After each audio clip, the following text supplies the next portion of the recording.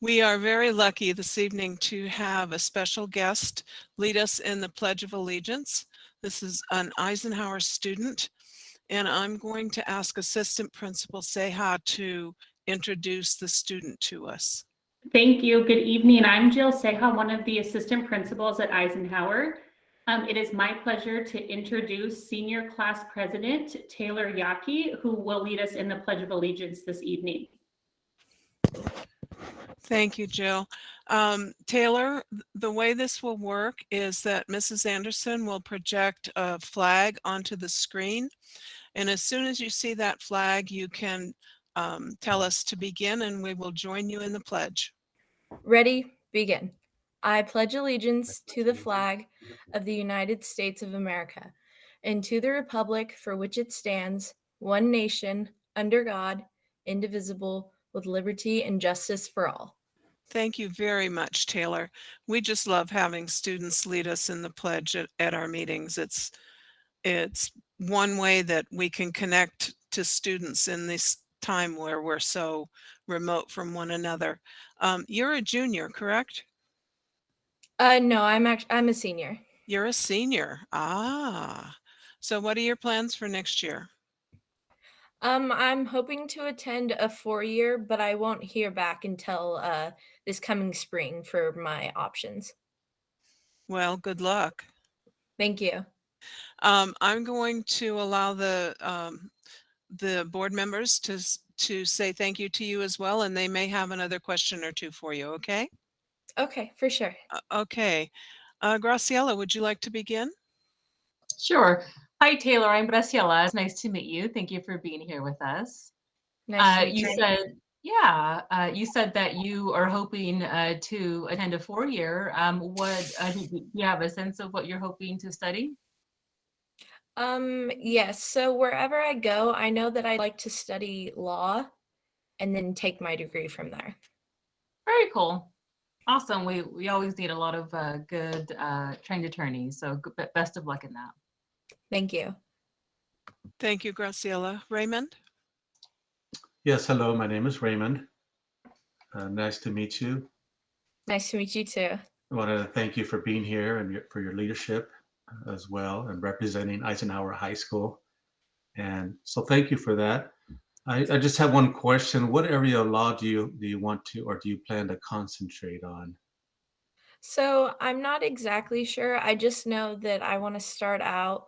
So do political science for a major, and then from there and after hopefully attending a law school, from there I want to apply as a JAG officer Oh, for nice. the Air Force, hopefully, Yes. and then let that take me from there.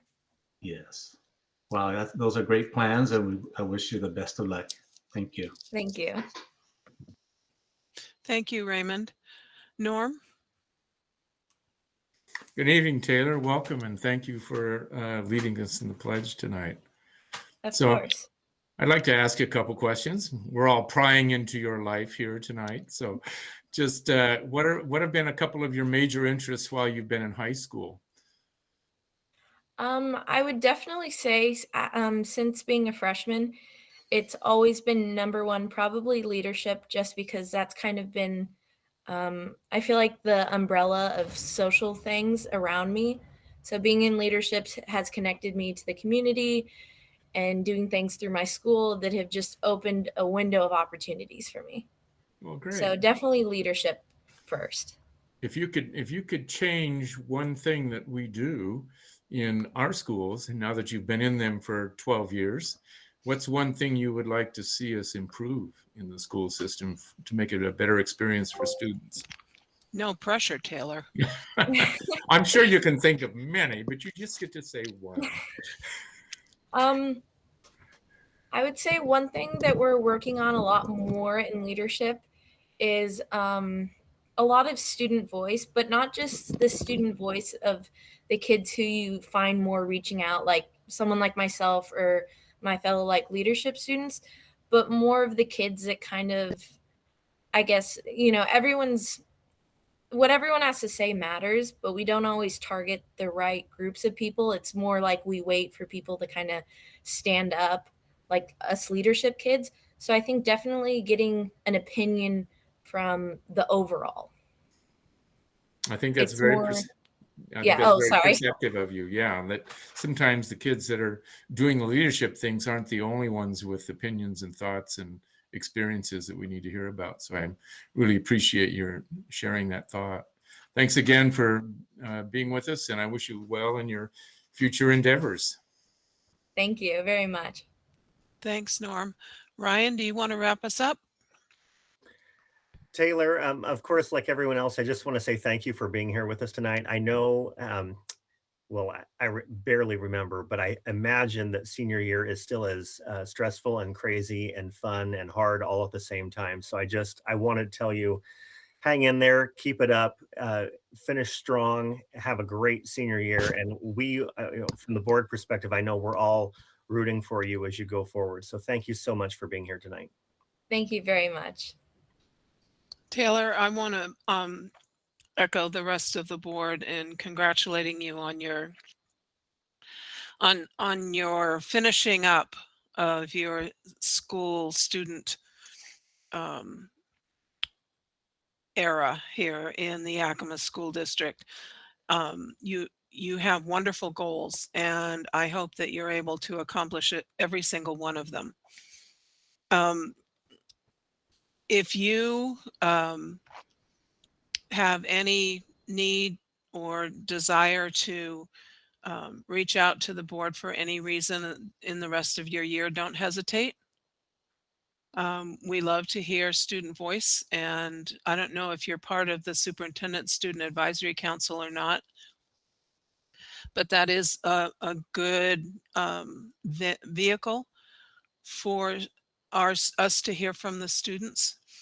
And I just wish you well. Looking forward to seeing you at graduation, and best wishes for a wonderful senior year and a successful launch after high Thank school. you very much. Thank you. You're welcome to stay. I know that you probably have things that are pulling at you and need your attention, like maybe homework or something. But Yeah. we won't be offended if you have to leave, but you're more than welcome to stick around for a while if you want to. All right. I just want to say thank you to everyone who I've talked to and who's also in the meeting, and thank you for this opportunity. It was nice talking to all of you. Thank you, Taylor. And thank you, Jill, for introducing her to us. Have a good evening, everyone. You as well. Next on the agenda is the Yakima Land Acknowledgement, and Graciela will be reading that for us tonight. Thank you, Martha.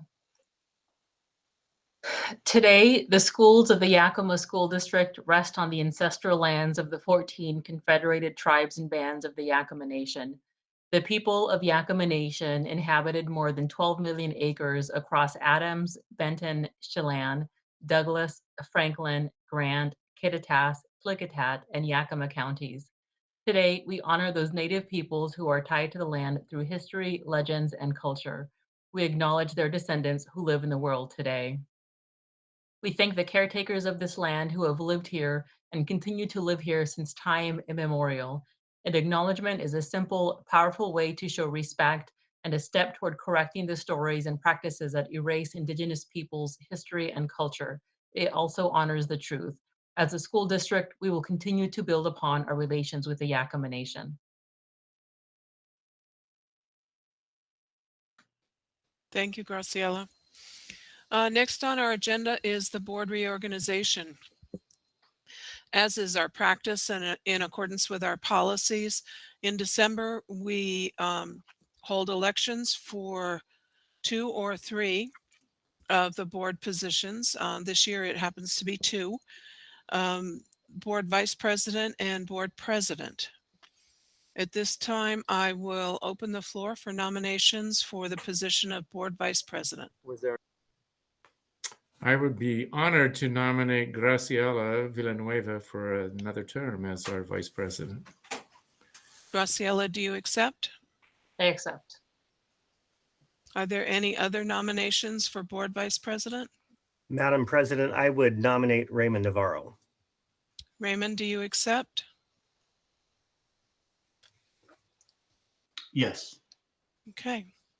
Are there any other nominations for board vice president?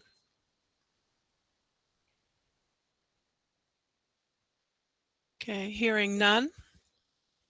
I will close the nominations for board vice president. If we were in person, we would have ballots. I think probably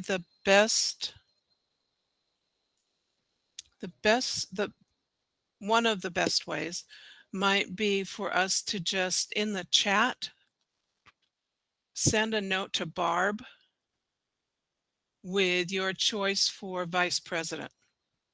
Can we do that? Everyone will see those. So would you rather have them just email me? If it just goes to you, if we just address it to you in the chat? Can we do that? I don't think so. I don't think in Google Meets. I think in Zoom you're allowed to in do Zoom that, you but not in can. Google Meets. Okay, so let's then email, and this may take a minute for me to find my email. And email to Barb Anderson your choice for board vice president. Okay.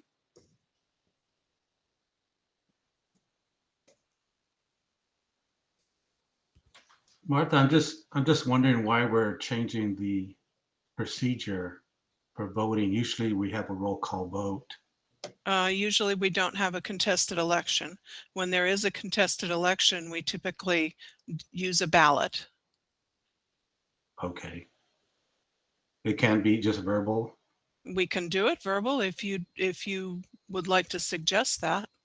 That's what I'm suggesting. It just makes it Okay. easier. All right. That's just me though. So there's 4 of you. So I have other board members with preferences. I've already emailed Barb. Oh, okay. You're faster than the rest of us. I'd already emailed Barb as well. Okay. Well, let's continue then with the email. Okay, I received them all. And we have 3 votes for Ms. Villanueva and 2 votes for Mr. Navarro Jr. Okay, thank you for allowing us to kind of step away from how we would normally do this. Congratulations, Graciela. Next is nominations for the position of board president. Are there any nominations for the position of board president? Assuming that the current president would like to continue in that role, I would like to nominate Martha Rice. Thank you, Norm. I accept. Are there other nominations for board president?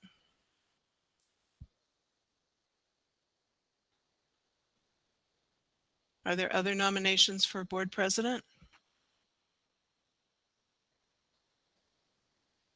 Okay, hearing none, we'll close nominations. And because there's just a single nominee for president, we'll call a roll.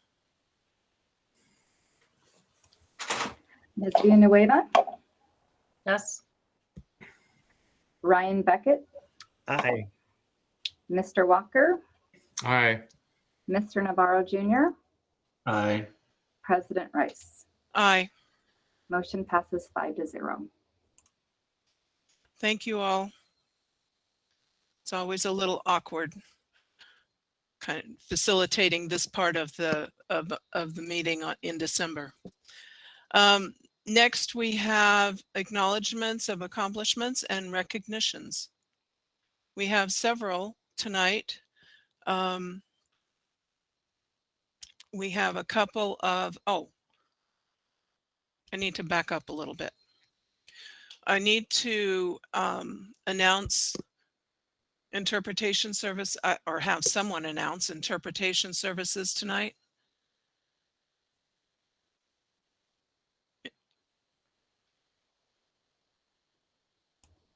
And we do have an Patty? ASL interpreter tonight as well as a Spanish interpreter.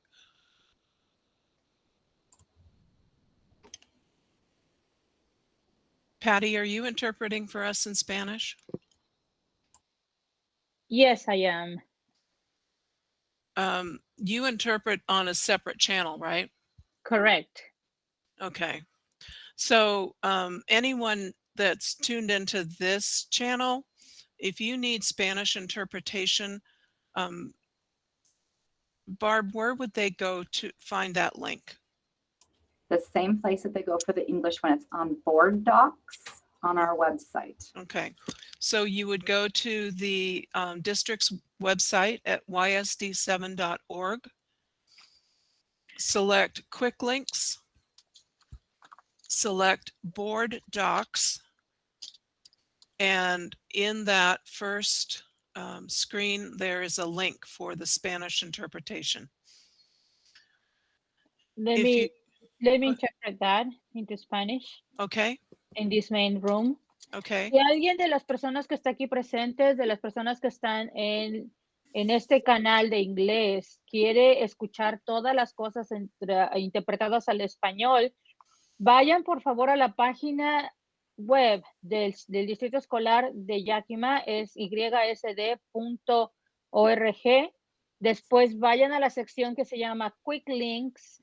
Después ahí busquen lo que se le llama Board Docs, que son los documentos del board, y ahí van a encontrar lo que es la lista de los enlaces o las ligas para poder entrar a las diferentes juntas. Ahí va a estar el enlace de la liga para entrar a la junta en español.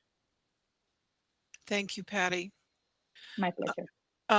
We also are being live streamed tonight, and we are being recorded. If you're already here on live stream, you know how to find us. But if you're interested in the recording, you would go to the district's website at ysd7.org, select quick links, then select Board of Directors. And on that first page on the right-hand side, you will find a link not only to the live stream, but also a link to the district's webpage, which is where the district's YouTube page, excuse me, and that's where the recording of tonight's meeting will appear probably the beginning of next week. And I would just remind everyone that when you are speaking, please speak slowly to allow for our interpreters to keep up. Okay, we have several recognitions this evening. The first one is there are two music student recognitions, and I've asked Norm to do those two student recognitions. Okay, well, as a former high school and college musician myself, I am thrilled to honor a couple of students from Yakima. First, and let me give you a little bit of background regarding the Western International Band Clinic. And these students are among a few hundred selected from thousands of auditions across 6 states. They receive the privilege of performing under the direction of internationally acclaimed conductors. The honor bands met November 19th through 22nd in Seattle. The Western International Band Clinic is a convention for directors and students. Started in 1979, WIBC features 4 150-member high school honor bands under 6 world-renowned guest conductors and a soloist. Each year, students in the United States, Canada, and Australia participate. And this year from Eisenhower High School, we had trumpet player Ethan Gu, and his music director and instructor is Mr. Jeremy Fries. So congratulations to Ethan. Is he on tonight? Is he on this broadcast?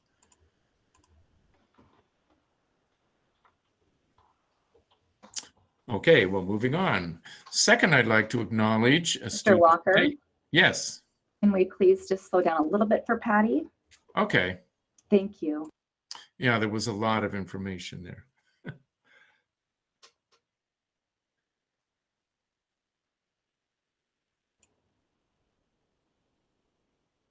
Okay, she's ready. Okay. Second, we have the Washington Music Educators Association All-State, which, if I'm correct, I believe that's going to be held in Yakima this year, but I'm not sure about that. Someone will have to fill me in. At any rate, Davis senior Fernando Flores submitted an outstanding audition this fall and was selected for the Washington Music Educators Association All-State Symphony Orchestra on viola. Fernando is the section leader for Davis's chamber orchestra, as well as a member of the Davis Color Guard and jazz band. So I'm so sorry, Mr. Walker, but I need you to slow down when you are talking because I can't keep up. Okay. Thank you.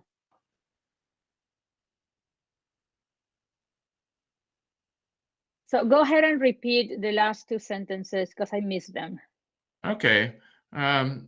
Fernando was selected for the Washington Music Educators Association All-State Symphony Orchestra on viola.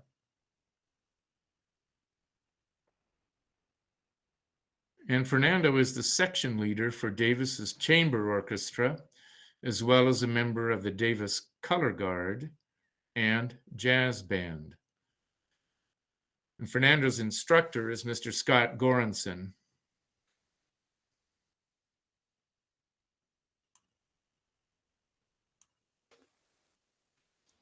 I think I saw Fernando log in, so maybe he's here.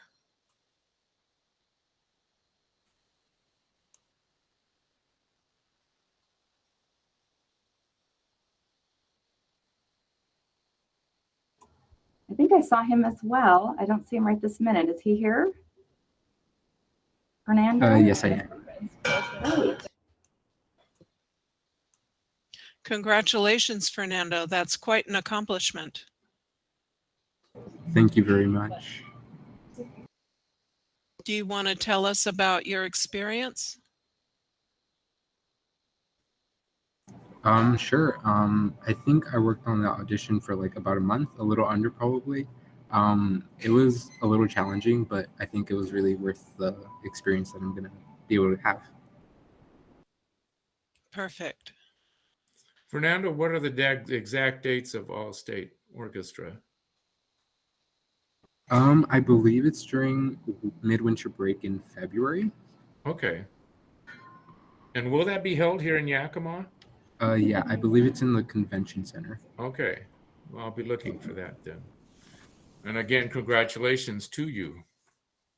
Thank you. Fernando, I know you probably have things pulling at you and needing your attention, so we won't be offended if you log off. You're welcome to stay and watch the rest of, or at least part of the meeting if you'd like to. Okay, thank you very much. Thank you. Next, we have recognitions for two of our students who reached, who accomplished their graduation and met their graduation requirements over the summer. And Graciela, would you introduce these students to us? Yes, thank you, Martha. One of the great pleasures of serving on the school board is recognizing students at graduation. So it's my pleasure to recognize students for the extended graduation class of 2021. The Board of Directors would like to congratulate the following students for having earned their diploma after June 1st, 2021. Jaden Rogers and Adriana Julian Arias, both from Eisenhower High School. Thank you, Graciela. Are either Jaden or Ariana on the call tonight? I don't see them in the list. Okay. Thank you. I just want to extend the board's congratulations to them for continuing to pursue their diploma. It's sometimes pretty difficult to continue that when your classmates have reached that level in their education and you still have a credit or two to make up. So it takes an extra special kind of will to continue and to reach your diploma. So congratulations to those two students. Next, we have fall sports. And Raymond, would you like to take fall sports for us? Yes, thank you, Martha. It's my pleasure to recognize on behalf of the board the student athletes who participate in fall sports. First of all, we do have Julian Rivera from Davis High School. Julian placed second at the WIAA cross country ambulatory division. Is Julian here today?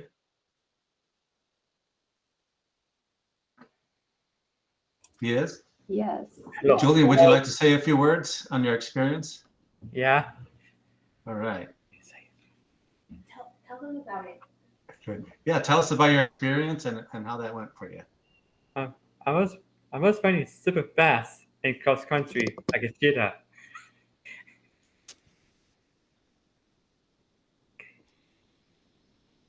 All right.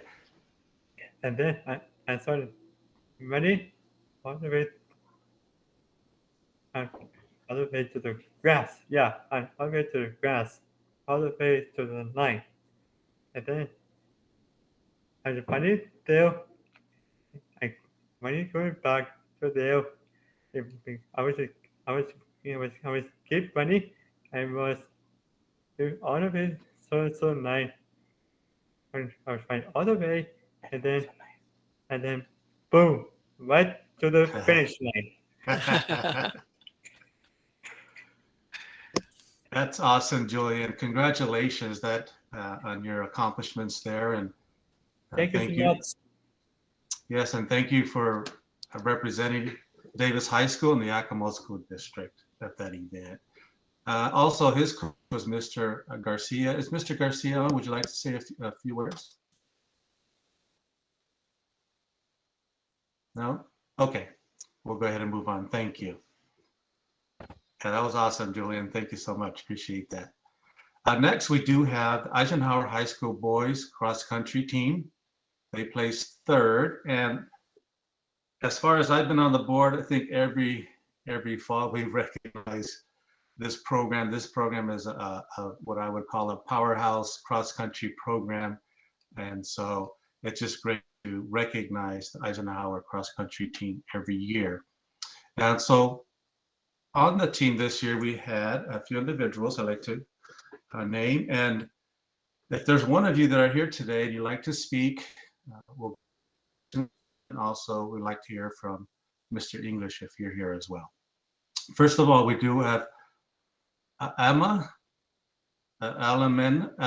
sorry, I may mispronounce that, Fernando Ibarra, Oscar Lopez, Aiden Waddle, Mario Cervantes Reyes, Nathan Johnson, and Caleb Stevenson. Would any of you like to speak on behalf of your team? I will. My name's Amha, by the way. Okay, thank you. Yeah, so for all of us, it came by as a huge surprise this year. We didn't really expect to come in and do so well at state. Going in, we had a lot of struggles early on, and we pulled through and worked with each other, and we showed the results that we were really happy with. All right, well, thank you, and congratulations once again, third place for state. That's quite an accomplishment, and thank you again for representing Eisenhower High School and the Yakima School District. So thank you very much. Mr. English, are you with us today? Would you like to say a few words? Yes, I am, and yes, I think we've got Robert Price on as well. And, I'd like to congratulate the team, and it was just an exceptional performance on the day. They were ranked number 8 going into the state, and they just performed at a very, very high level. And, Alma can say that it wasn't, expected per se, because they had won the league, but they got beaten in the district meet. Then they came back and finished third at state, defeating teams that we'd lost to all year long. So it was very exceptional performance. So we're very proud of them. Coach Price, are you with us? Yeah, I'm here. All right, why don't you take it from here? Well, the one thing, as Phil said, there was a lot of, and Amha did too, there's a lot of intrigue, a lot of doubts from all parties in some cases, and but they pulled it out, and they beat a lot of teams that necessarily obviously highly ranked, but as a fellow former coach with our program who's no longer with us said to me is that, and most of you know this, as Mr. Navarro did say, that the frequency that we have in coming to this meeting, and of course this team especially, is a testament to what this program does for kids.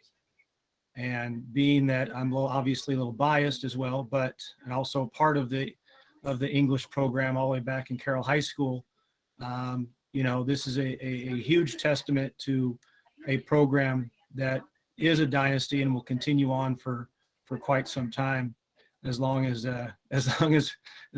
Phil and others are willing to partake. So, but yeah, I appreciate all the support the board has given us and the program, and everybody that's been involved throughout the whole Yakima community as well. And this team did personify the system that we have, because as this coach did say to me afterwards, that, and this seems kind of negative, but, and the kids know this though, is that they did a great job that day, but with the talent on other teams that we beat, that made it even sweeter for these kids to go from 8th place going in all the way to 3rd. And they know that, and they know that their work and dedication continued that tradition of us making a podium. So once again, thanks to everybody. I'll sign out off that. Yes, thank you. And I also want to mention the other coaches. So that's Mr. Phil English, Mr. Ivan Alfaro, Mr. Robert Price, who we just heard from, Miss Chelsea Severin, and Mr. Anthony Stewart. So I want to congratulate all of you, not just for placing at state tournament for cross country, but for the tradition, right, that you're sending students to college to compete at the collegiate level. You're sending them off to get degrees and then moving into careers. I know a few students that are and in their careers now, and it was a result in large part to the cross country program at Eisenhower High School. So you're to be congratulated and keep up the good work. So thank you so much. Guys, if I could finish here quickly. Yes, sure. Mr. Beckett, welcome to the board. I remember you in honors biology. I think there's still an assignment that you didn't turn in, by the way. Really, that many? Yeah. Well, you were a good student. I do remember that. And then Patty, I took pity on you there. I didn't speak in my native Gaelic today just to go easy on you. I thought that would be a bridge too far for you there in our translation. But I want to thank the board and everybody involved. When Robert mentioned if I continue with this, I did see a smile across Anthony's face, thinking that, okay, is that something for the future, that I don't have to deal with him anymore? No, it's not. It's no announcement coming. No announcement coming. But I would like to wish all of you in the Gaelic sense, a very happy Christmas. And this is the way we do it in Ireland, and a very prosperous New Year to all of you. And it has been a difficult year, has been difficult getting teams together, training and coaching, but everything ended up well in the long run. So season's greetings to all of you, and thanks very much for the recognition tonight. Thank you, Phil. So we're going to go ahead to our next recognition. The Big Nine announces the fall NECA-IWEW award winners. The National, excuse me, the National Electrical Contractors Association and the International Brotherhood of Electrical Workers are two organizations training electricians for the future. NECA IBEW encourage all high school students to explore with their high school counselors a career in electrical construction industry, which provides salary levels that are above average and careers that last a lifetime. The following Yakima School District students were recognized for demonstrating superior balance in academics, athletics, and community involvement. From Davis High School, plays soccer as Carolyn Matson. From Davis High School, football, I think we've read his name in the headlines and the news and the sports page, Ricardo Acevedo. And from Eisenhower High School, cross country, Hannah Hilton. And from Eisenhower, football on the football team is Teague Gilman.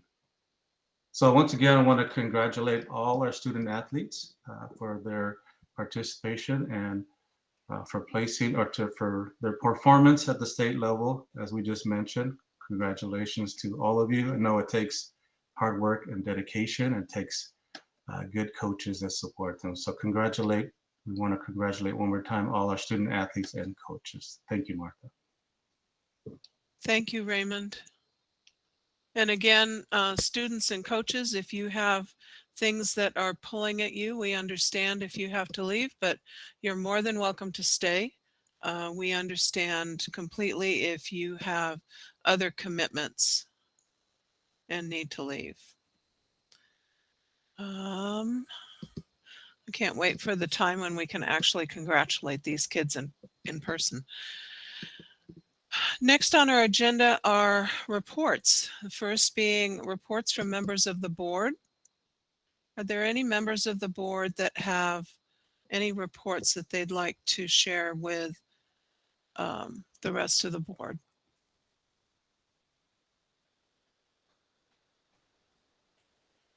I do have one reminder. Tomorrow is the deadline for early registration for the National School Board Association Annual Conference. At this point, Raymond has said that he is interested in going. It's April 2 through 4, 2022 in San Diego. Raymond, are you still interested in attending? Yes, I am, but I haven't confirmed yet, so. Okay. Are there any other board members that would be interested in attending? We can still register after tomorrow, but the early bird registration closes tomorrow.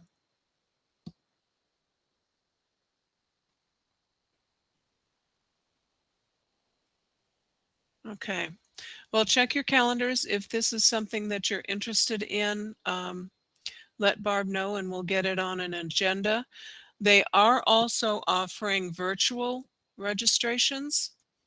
I think what that does, it gives you access to videos after the conference. I don't know that you can, I haven't been able to find an awful lot about virtual registrations on their website yet, but I continue to look.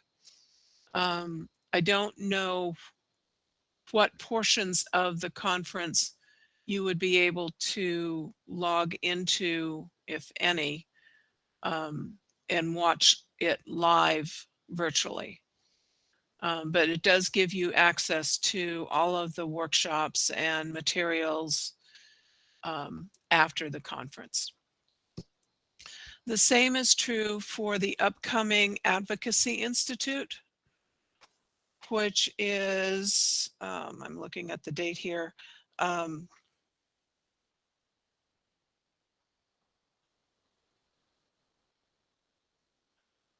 on.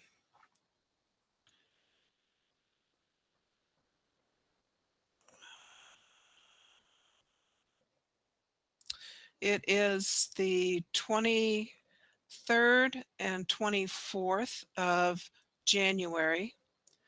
There is a virtual registration for that. Again, gives you access to the videos and materials after the conference. I don't know that you have access to anything live during the conference, but it's helpful to get access to the materials.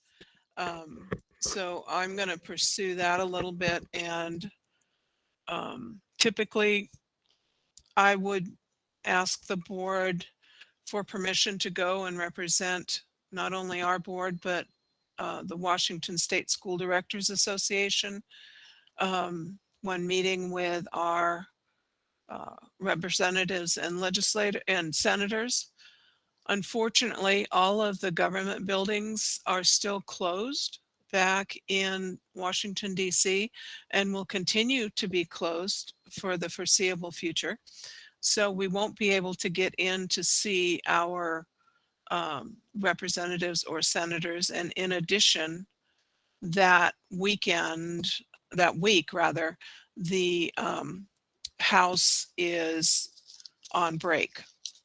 So we wouldn't be able to meet with them anyway, because they won't be there. They'll be back here. So I'm working with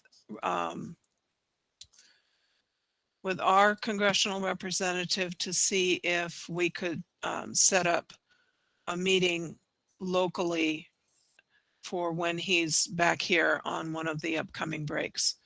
It might be the easiest way for us to get in touch with him. I checked into the Equity Conference to see if there is a virtual registration for that, and there is not. They are not doing a virtual registration for the Equity Symposium for National School Board Association. So that's all I have. Anything else from board members?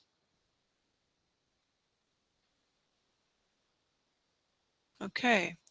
Next, we have the superintendent's report. Mr. Superintendent. Thank you, President Rice. Members of the board, first I would like to excuse Assistant Superintendent Jenny Rodriguez, who would have liked to have been here tonight, but was unable to attend. As far as content for the superintendent's update, the December character word is curious, which is marked by a desire to investigate and learn. And the trait is that of critical thinker and problem solver. In Spanish, curioso, marcado por el deseo de investigar y aprender. Y el característica es pensador crítico y solucionador de problemas. With that, I will turn the time over to our COVID response team members, led by Assistant Superintendent Stacy Locke, and also joining her is Jewel Brumley from Davis High School. Stacy. Thank you, Superintendent Green. Good evening, School Board of Directors. So some numbers for our school district related to COVID headed into the end of December. It's hard to believe how long we've actually been at this. Our quarantine numbers are down a little bit to 1.51%. We had 27 positive cases last week and 234 quarantined. So those numbers are reducing. Next slide, please, Barb. Overall, our static testing site is doing really well. We're getting a lot of people utilizing it. And I even heard in our COVID conference that we had this week that we have parents say, well, if your kids went to Yakima, you too could go get tested. But their kids didn't. So, I mean, it was kind of cute. They were saying, look what Yakima is doing. So I was very proud of that, and people recognizing what we are offering to our families in our community. So again, that positivity rate was at 3.73%, but again, it was a decrease of 1.72% positivity. And you can see usually our elementary school, as far as percent quarantine, are usually down in the mid 50s. However, they were up around 70% of our students in the district being quarantined this last week. And we saw the week before that there were a minimal number of students vaccinated, but I'm going to have some good news for you here at the end of the presentation. So moving forward. Next slide, please, Barb. So our on-site immunization clinics, we have conducted 3 of those that were open to the community. At LC, we had 25 adults and 9 children vaccinated. At Washington, we had 20 adults and 22 children vaccinated. And we'll talk a little bit more about Adams Elementary Health Fair in the next slide. We still have Barge Lincoln. Stacy. Oh, goodness, I know what I did. I am so sorry. Patty, I've got to be going about 100 miles an hour. Did you want me to start over? Patty, where would you like me to start? Just the last 3 sentences, please. Oh, Thank you. I am so sorry. I knew the minute Martha said something what I did. So Adams, we will show in the next slide. And then we still have on tonight we're having, or this afternoon into this evening, we have Barge Lincoln hosting an immunization clinic, and then also Davis High School. As far as open to Yakima staff and families, that occurred yesterday, and we had 34 adults, two students, and then a variety of flu vaccinations. And our own superintendent dropped in to get his booster. And I think if there was a video, we'd see him flinch. I think he, Trevor, I'm not sure what your Band-Aid said, but notice he was not looking at the needle. I just want you to know he was not looking at the needle. Next slide. So our family health resource fair, which I talked about happening last week, was very, very well attended. And some of those event highlights, I thought it was important to bring it up because they ended up serving over 100 meals. They administered 38 adult COVID vaccines, 54 children COVID vaccines, and 50 flu shots. In fact, they ran out of vaccinations 3 times and had to go back and get more. And so it was, we had 15 vendors there, and everybody got an opportunity to be involved. And so shout out to Jackie, Gabby, and Erica for making this happen. But this is the culmination of this is a result of the health cooperative that we are now embarking on, and just the very tip of the iceberg of what is yet to come. So very, very exciting. And people were very enthusiastic around it and excited to be there and what we had to offer. So very cool. Next slide. We'd also like to share that the COVID response team, we applied for funding support through the CDC's COVID-19 screening testing to reopen and keeping schools open. And our funding request was just approved for labor costs related to testing and related to contact tracing. And so it is supporting 3 existing COVID response team members that are involved in testing, as well as the addition of 3 new COVID response team members for spring semester.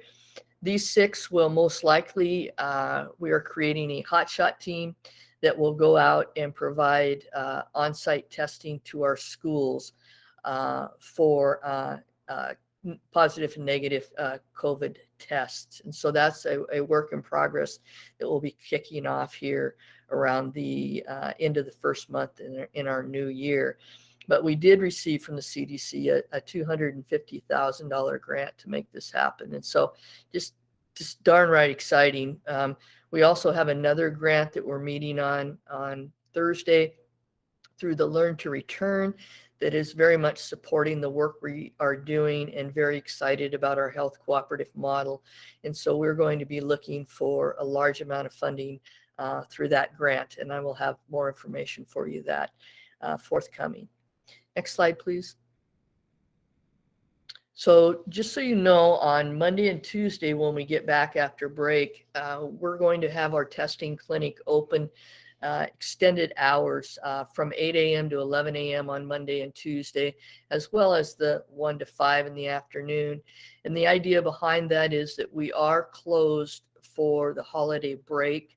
And we would like students, we're going to remind through Parent Square students and families to get tested prior to coming to school the first of the year if they have any COVID related symptoms. And so we want to open up at 8 a.m. so that we can begin conducting that testing soon. And I think, is there one more slide, Barb? I do know, I can speak to, we have six vaccination sites set up at 6 different schools. Start in January. I just do not have dates confirmed or times confirmed yet, but we will continue with our rollout for vaccinations for COVID, boosters for COVID, and as well as flu shots. So any questions that I could answer? Any questions for Stacy? Congratulations on the success of your health clinic night. Thank at you. Adams. That's Thank you. wonderful. Thank Do you. do you plan on repeating that? Yes, we will be, and building from it. Yes. Excellent. Yes. And again, the fact that we had 15 vendors there was outstanding. And we did a Partners in Education visit last week. And I've had a variety of partners in our community reach out to me and want to be involved with our new health cooperative implementation. And so we're very excited. It's kind of like if you build it, they will come. And so we're extremely excited moving forward. That's excellent news, Stacy. I do have one suggestion for you. Yes. That would be to rename the team of 6 that are going out to schools after winter break. Okay. I'm not sure that calling them the Hot Shot team is probably the best marketing strategy, but I could be wrong. You're absolutely right. We'll have to come up with something more inviting and creative that lures people in for the shot instead of driving them away, right? Yeah, absolutely. Thank you, President Rice. Great news, Stacy. Thank you so much for sharing that with us. You bet. And I'd like to take the opportunity to introduce my partner, Jewel Brumley. Jewel. Thank you, Assistant Superintendent Ms. Locke, and good evening, board. We have our Yakima County COVID numbers. Our numbers are going down, as you can see by our daily cases have gone down almost every day for the last week. So that's really good. And our rate per 100,000 did go down, but only went down to 243. That's from Monday to Sunday. The 14-day rate today is at 233, but these are weekly Monday to Sunday for 2 weeks. The 7-day rate did drop quite a bit this last week. As I said, every day our numbers were less, so we are at 99.2 cases per 100,000 for a 7-day. And our positive cases by vaccination status, December we've had 57 fully vaccinated people contract COVID and 339 unvaccinated. So again, a stark difference. Our rates per 100,000 has not been updated by the health department in December yet. So, but they should be going down. The other numbers are going down also. Our hospitalizations peaked right at the end of, right at the beginning of this week, the end of last week at 30, but we're back down to 22 for today. So that's good. Hospitalizations by vaccination status. Again, more unvaccinated people in the hospital than vaccinated.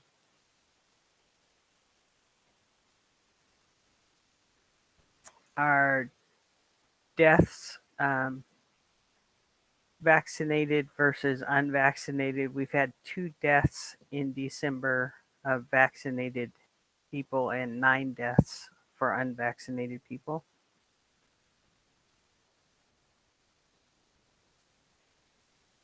And our percent hospitalized in December, we actually had 1 person 0 to 11, 1 child, 1 person 12 to 19, which is different than November. We didn't have any in that. And then our biggest number is 49 through 64-year-olds. We've had 8 so far this month. School age cases as of today, they're declining. 30 new students over the last 2 weeks and 5 new staff.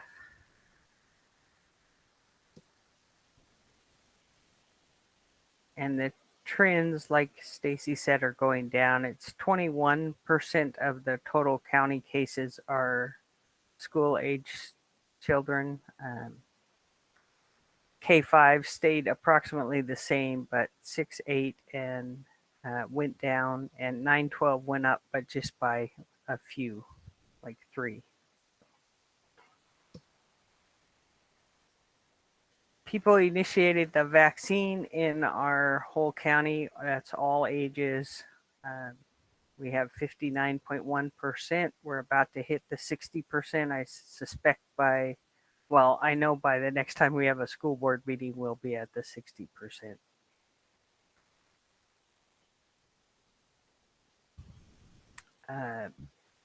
12 and up initiating the vaccine, we're at 73, almost 74%.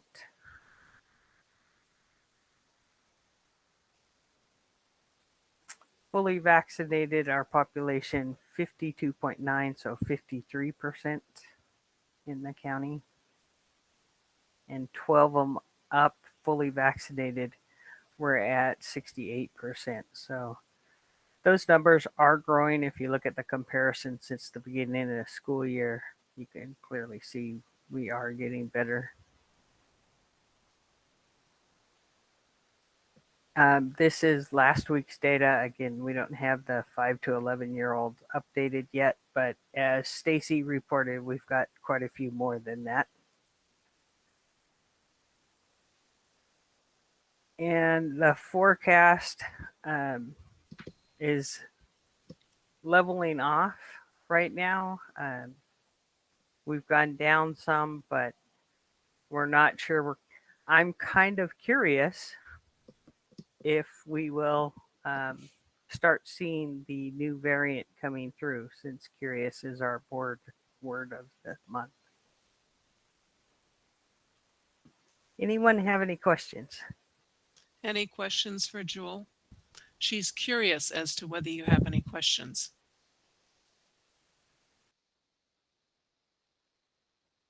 I don't see any. Thank you, Jewel. Thank you, Stacy. We continue to rely on this data that you provide us at every meeting as we look forward and determining a number of things, including when or if the board is going to go back into in-person meetings. So thank you very much for your input this evening. Thank you, President Rice, and thank you, Assistant Superintendent Locke and Assistant Principal at Davis, Joel Brumley. Appreciate that. I do want to have one clarification. I believe the Adams Health Fair also involved heavily the work of a couple of other individuals, Berenice Ponce and Anita Quintana, who are our family engagement, family and community engagement supervisors, I believe. So we wanted to acknowledge that when you have so many people involved, sometimes we lose track, and certainly it's a team effort, and we wanted to make sure that we acknowledge them. Moving on, we now have a report from our attendance data, and that will be Miss Shelby Lockhart. Hi, everyone. I will make my report brief and hopefully informative. I know we have a lot of folks on the agenda, so here we go. Okay. Martha, can you see that okay? Yes. Okay, great. So I wanted to just bring us back at the December point here to the 2026 goal of 95% regular attendance, with historical data showing pre-COVID averaging about a 75% regular attendance rate. I wanted to point out that some of the work that we've been doing recently around attendance is to go back to our attendance goals and remind ourselves, as we can kind of see above the waterline a little bit right now, what it was we set out to do around attendance, and try and take incremental steps towards that final goal. So we did this work over the summer with buildings around setting attendance goals based off of the 2026 goal. At a district level, it looks a lot like this. So you can replicate this at a school level as well.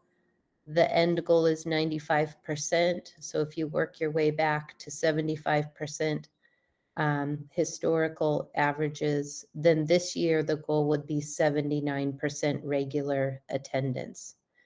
So today's data was pulled on the 70th day of school. So that means a student that has been in attendance 55 days or more has met this year's goal of 79%. I'm going to move through this. That was just our quarantine counts, which you all have those slides for. So this is what it looks like to meet the 79% goal right now on the 70th day of school. We have about 1.2% of our students not in that range. The rest are in that 79% regular attendance range. And that pie chart broken down into ranges of days absent, you can see there are 1,973 students who have not missed a day. Over on this side, you can see there are 197 students that have missed 55 to 70 days. So these are our high chronically absent students, and so on and so forth. So these are just date ranges of absences. Remembering that our goal is the 79% this year. And then, as usual, breaking this down by building with the 79% goal in mind for this year. So for example, 106 students met the 79%, or were below 79%, and 534 were above at Adams. Same with secondary, 79% goal for this year. And then finally, just some next steps to consider: more integration with our PBIS efforts at each school site. So we are in year 6 of implementation of that support system, and it's highly effective. So leaders and team leaders can integrate attendance into that already robust system.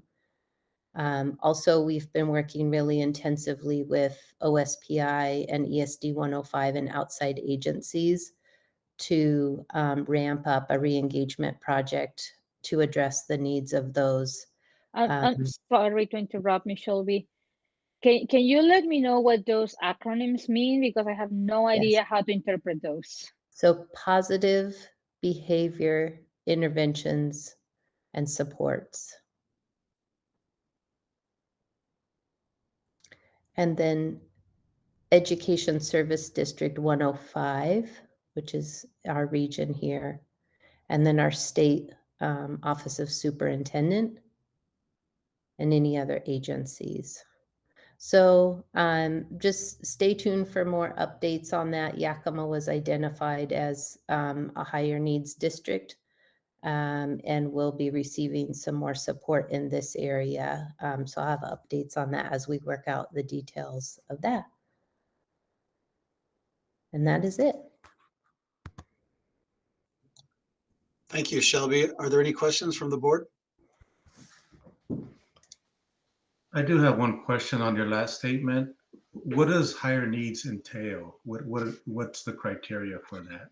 I've not seen the criteria. I was just notified in an email that we were identified in terms of attendance as a higher needs district. I would assume because it's coming from OSPI, it has to do with our regular attendance rates and historical data and current data. But I don't know that yet. I just know they've been reaching out a lot, and so has ESD 105.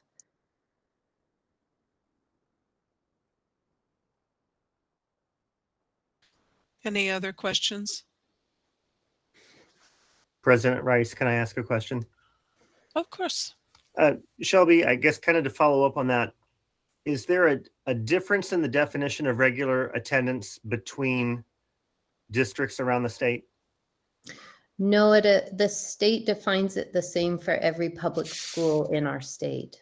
Okay. So it's a 90% regular attendance is the goal. Okay.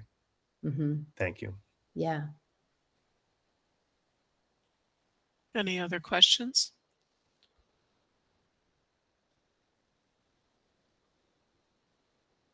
Thank you, Shelby. Thank you.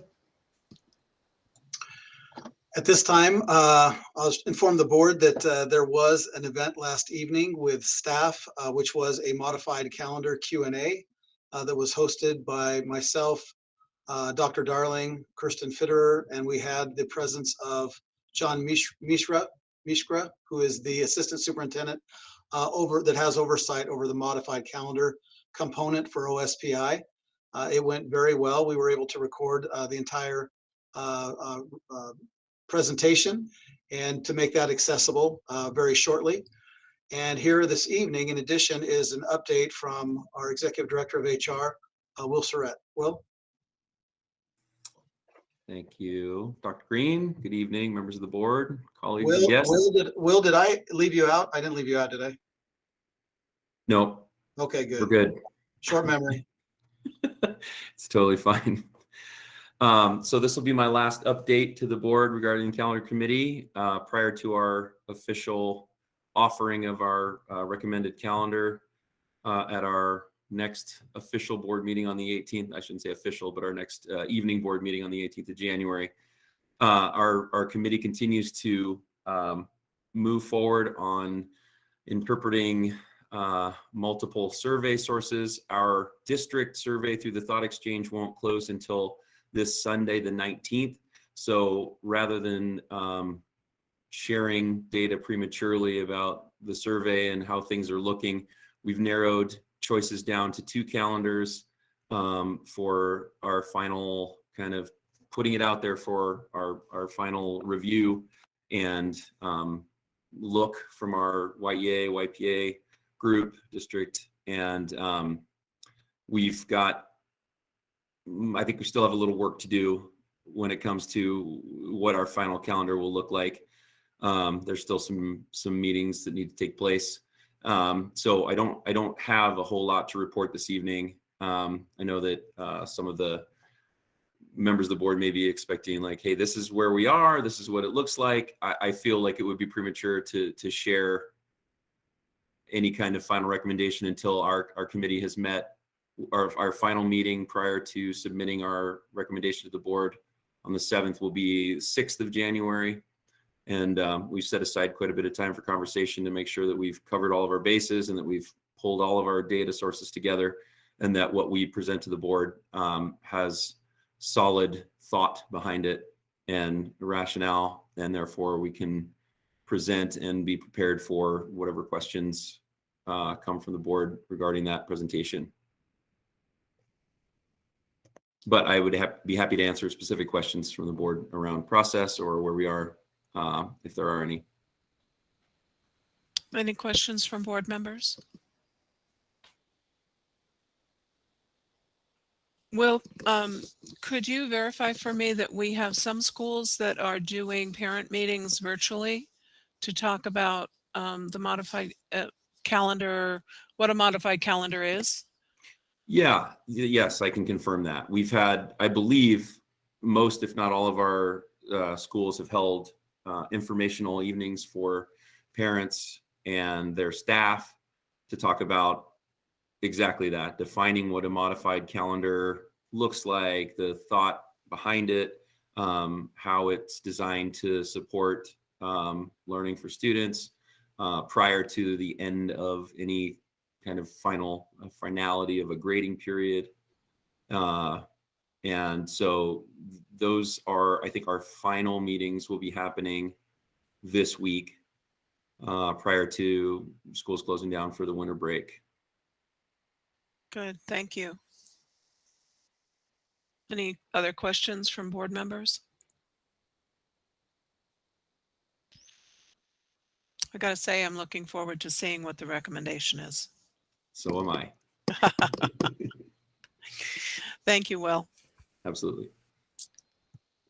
All right, President Rice, members of the board, we're coming pretty close to the end of the superintendent report. I would just like to flag, though, for Will, if he's around longer, the SSAC presentation will have some feedback from our students around modified calendar, and that's a little bit later in next report or upcoming report. A couple more items. Principals Lee and Lucero at McClure and Martin Luther King, respectively, successfully maintained their national board certification, which is a great accomplishment. First of all, earning that certification, but then maintaining it while leading in their capacity during a pandemic. So celebration to them. And as we hear of any more of our leaders that have reached that pinnacle, we will bring them to the board. Those were the two that we were assured of at the time of this meeting. The equity audit has been completed as part of the information, the survey that has gone out to the students and staff and community. So it's not the full report, but a survey. And I felt that it was important to update the board that during the course of the equity audit survey, and again, the equity audit recommendations will come to us at the end of January.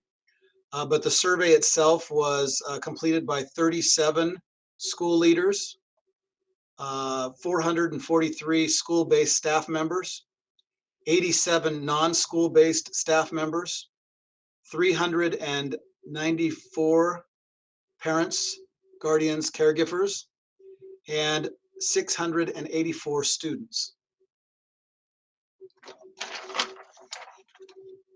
Are there any questions about the equity audit survey, which those are the numbers I have? I'm not sure if I have any more information that I would be able to share. Then I will close with one last item, and that is our board time with phone interviews with Aaron Jones has been nailed down for a date, and I believe, Barb, the 25th of January. So we are looking for a commitment from all 5 board members so that we can schedule her one day to conduct those introductory sessions.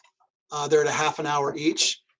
I don't know, Barb, are we looking for, I don't think we're looking for calendar dates now, but just to bring it to the attention of the board, the Barb will reach out about the 25th, and we are trying to schedule her during the day so that she can get out or late in the afternoon, early in the morning or late in the afternoon.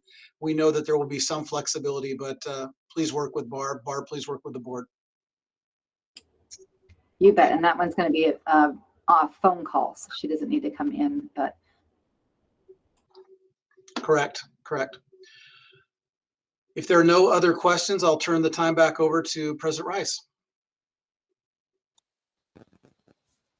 Thank you, Dr. Green. Next item on the agenda is the monthly financial update. Dr. Green, are you leading into this, or are we going just straight to Becky? I think we will just go straight to Becky this evening. Becky? Okay, Becky, it's all yours. Well, thank you, Dr. Green and President Rice, members of the board. Here is your monthly financial update for the general fund as of November 30th, 2021. Just a couple items of interest. Our November enrollment slightly decreased by 57 FTE compared to the October enrollment. But we are only 19 FTE below the 21-22 budgeted enrollment. As a reminder, we budgeted flat based on the decrease that we saw last year. So that's good news that we're only 19 below. And then Barb, could you just please go back? The other item of interest for November was the buses. We did order buses in 2021. You've heard me mention that, and they were delayed in arriving here due to the pandemic. But as of November, we were informed that they've been state inspected, certified, detailed, and licensed. So we expect those buses very soon to arrive to start transporting our students. Okay, so you can go ahead and advance, Barb. Thank you. Here is the K-12 ALE enrollment trend. You can see the slight decrease there between October and November. And then the next slide has our across all programs. AAFTE stands for average annual full-time equivalency comparison, and this compares against our budget. So we budgeted at 15,711, and we're currently at 15,682. Okay, next slide. This is our revenues. We're trending just slightly above budget. And you can go to the next slide. This is the cash flow. Just as a reminder for our ESSER funding, as we are spending our ESSER funds, it is a grant that's claimable. So we spend it in 1 month and we receive the revenue the following month when we make the claim. So just to point out to you, the cash flow is trending just about the same as the expenditures we are spending out, then we would get the revenue in the following month. So I just want to point out the cash flow is trending about where I projected for budget. All right, you can go to the next slide. Here's our total expenditures against budget, and we're slightly above, which is expected and anticipated. And go ahead, Barb, thank you. Here's the payroll trend. You can see that we are above the budgeted line. We're just below October payroll. And the next slide. Here's our supplies and materials, trending just below budget for November. And go ahead and go to the next slide. And here is our ESSER 2 expenditures across the 10 categories. On the top line is the totals for the spending. We had 22.6 million available. as of 11/30/21, we've spent 11.2. Keep in mind that this spans across from last year into this year. This is not just since September of this year. So this is a 2021 and 21-22 expenses to date. We have encumbered at 8.4 with a balance of 2.9 on our ESSER 2 funds. Any questions? When does the ESSER 2 funding have to be expended? September of 2023. Okay. And then, yeah. And then ESSER 3? September 30th, 2024. Okay. Mm-hmm. It's important for me to remember those dates for some reason. So thank you for that. And thank you especially for the detail that you provide on the breakdown of the ESSER funding expenditures and encumbrances. Not all districts are as transparent as we are being about the expenditure of those funds, and I appreciate your work on that, Becky. Thank you. Thank you. Any other questions for Becky? Okay, thank you, Becky. Next on the agenda is the presentation from the Superintendent Student Advisory Council. Dr. Green, do you want to open this up? Briefly, I'm very excited to hear from our students tonight, and I'm very grateful to our equity program manager, Marcello Scambolari, for his work and leadership with this group. I, like you, am on pins and needles to hear about all of the great events that are planned and actually rolling out. So again, lion's share of the credit, obviously, to our students. And with that, Marcello. Yeah, I will also be very quick and make sure that our students get most of the floor because they are incredible in doing most of the work. And the whole goal behind this is to get student voice heard more. And just a quick blurb, the main idea is that we're just trying to figure out how to make student voice more of a reciprocal relationship where students are getting just as much out as they're putting in, and making sure that we're working shoulder to shoulder with them. And they'll talk a lot about that during this presentation. But I just want that to be a bug in everyone's ear of how do we make this more reciprocal and a two-way relationship and shoulder to shoulder work. And with that, I will pass it off to our student leaders. Thank you, Mr. Scambolari. So look at those slides presented.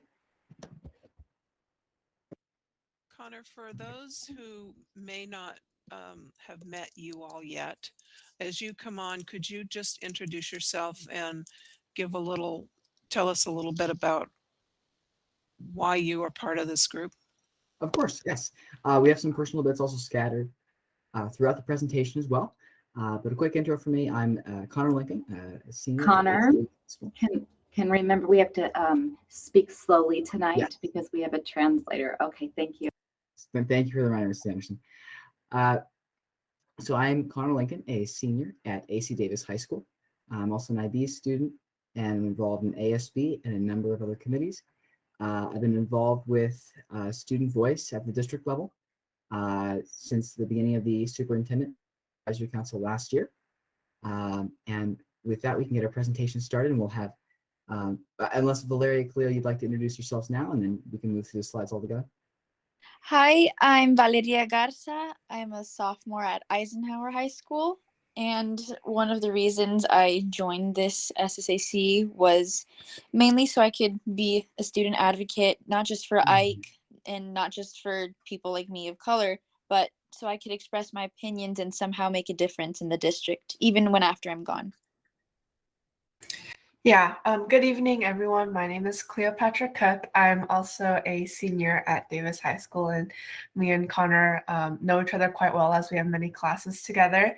I guess a quick blurb on why I'm a part of this work is just like I'm sure how Connor and Valeria feel is that I recognize the importance of student voice, and I wanted to be a part of that as well. I will talk about it a little more in the presentation, but generally is that I didn't get to have many opportunities to kind of express my perspectives and my opinions, and just being in something so great and so vast as this, where it brings a change to my community and affects really everyone that I know, and not just a smaller portion, but something that was really meaningful to me. All right, so with that, we'll get started. And so we are, the three of us, we are the lead fellows of this year's Superintendent Student Advisory Council. And we are so excited to be talking with you all tonight about what equitable student voice looked like over this last calendar year, and then hopefully preface it what it can become over the next several months. Connor, could you slow down just a little bit more? I know you talk fast, and I know that it's difficult, but the translator may be having a hard time keeping up with you. Of course. Thank you, President Rice.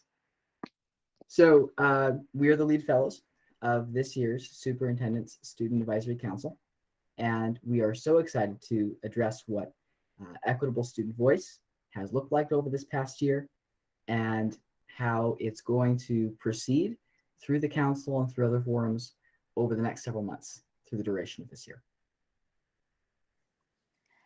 The 2020 through 2021 SSAC was the district's first foray into student voice and decision making, and in reflecting considerable progress in integrating youth voices from secondary schools across the district, it earned the Yakima Schools Foundation's Championship of Youth Award. This team worked on a variety of issues through engaging with guest speakers, creating dialogue through breakout sessions, and creating solutions through emphatic sharing and discussion. One of these was mental health. The YSD, as pushed by this council, then contracted Sources of Strength to start organizing programs, structures in 3 high schools here in Yakima. In fact, Davis will be kickstarting staff training in January, to be followed shortly by student training and the launch of the Tier 2 program. Another topic was educational equity. We dug deep to talk about courageous conversations and give feedback on the equity policy being formulated by the YSD's Separate Equity Coalition. This coalition was a diverse grouping of leaders and stakeholders from across the Yakima Valley, from school administrators to students, to teachers and parents. We worked around a philosophy of co-design, which is the practice of designing with stakeholders, not just for stakeholders. This collaborative policy development process lasted from December through April, where we read other policies around the state, discussed their strengths and weaknesses, and worked together to draft a framework that was both comprehensive and understandable. And this couldn't have been accomplished without students leading the way, from researching to writing to actually presenting their ideas to you, the board of directors, who approved it unanimously in June. Student voice is something rare. We often don't get a seat at the table, which is why I've been so passionate about wanting to fight for my ideas. While I come from a private school, I've seen the ways that families are broken and how lives are shattered. Equity is about making sure we are supporting everyone in our community, empowering them to succeed. Fair is not always equal, and equal is not always equitable. Like teen moms, students trapped in gang violence, kids with separated parents, they all need specific supports for their unique situations. They need different support structures and resources than the B+ student struggling in speech and debate. So I'm sorry, because you are reading very fast, and you're not giving me enough time to interpret. So I need you to make some more pauses every single time that you make a period. Thank you. Sure. So speaking from my perspective, like I mentioned in the beginning, I've had many experiences where I've been denied opportunities of leadership due to other factors like popularity and inequitable standards, things that don't really apply to leadership standards. And this has been in school and in extracurricular activities. Being a part of this work has truly allowed me to utilize my student voice in a way that does impact my community and my peers around me, and kind of integrate it into many structures, and see it just manifest itself, like the equity audit when that was given to me. It was just crazy to see the work that I had put kind of becoming tangible. So that was great. This work of equity that we've all participated in allows me to cultivate my passion for justice that was derived from said personal experiences. For example, I was able to voice my opinions, perspectives, and experiences about my treatment at school, and the effect of its environment within the intensive work on the equity policy. Mhm. And students have led the way in each part of these processes, from the council to the coalition. So right after our first Equity Coalition meeting, Dr. Pimpleton, who has since left us for Marysville School District, and Dr. Green asked the student members of the group to formally draft their own thoughts. So over winter break, Valeria and I helped coordinate the efforts of half a dozen plus youth members in the coalition to compose an initial memorandum of understanding on equity and educational excellence. So this gave us the opportunity to really spread our wings and work on our own as a youth cohort, promoting our voice on our own terms as student leaders. It also allowed me to expand my personal philosophy as well, reframing equity not as equal outcomes nor necessarily equal opportunity, but the empowerment and almost liberation of the individual from group identity as their own person of dignity and promise, by creating and sustaining positive, varied supports for our diverse intellectual and demographic communities. And so throughout the coalition and student council, it was our voices and those of many valuable student colleagues across the district that powered progress and challenged district leaders to reimagine systems of leadership and growth. And that takes us directly to the internship program. And so after the policy was passed in June, we upped the ante and created a program to continue tackling these intertwined issues of educational justice and student leadership. And so we kind of structured our work around 4 pillars. The first, creating explainers about educational justice for the public and community modules. The second, looking at how the SSAC worked in that last year. Seeing if it was possible to jumpstart momentum to create more student advisory councils and improve student voice around the district. And then finally, looking at whether a student town hall would be a good idea. So we can dig a little bit more deeply into those real briefly. REJ represents racial and educational justice, which is the idea that we ought to be more effectively using and expanding the resources we have to support and empower student achievement. DEI refers to the integrated objectives of diversity, equity, and inclusion. These ideas center our attention on making sure we nurture a community of voices from all backgrounds, traditions, and views. In fact, we learn best when we are exposed to new ideas and perspectives. Even more than that, our commitment to equity commits us to providing the right tools to succeed for each student to learn and grow at a high level in a targeted, individualized fashion to make sure that everyone has meaningful opportunities to achieve their academic and social and emotional goals. Finally, inclusion realizes a culture of respect and welcoming attitudes that bring people in and value them for who they are, not just what they bring to the table.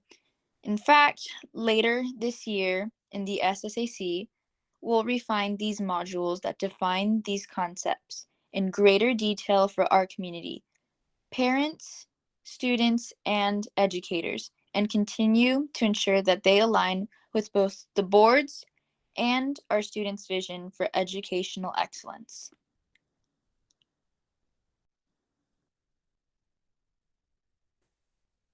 In our second area of work, we also spend time reviewing documents and impacts from last year's council, writing an assessment and engaging with our district leaders, including our very own board president Rice, and trying to better understand what we can do better as a youth leadership team this year. This research was provided to our administrative directors so that they could set in place a more equitable and effective system for this year.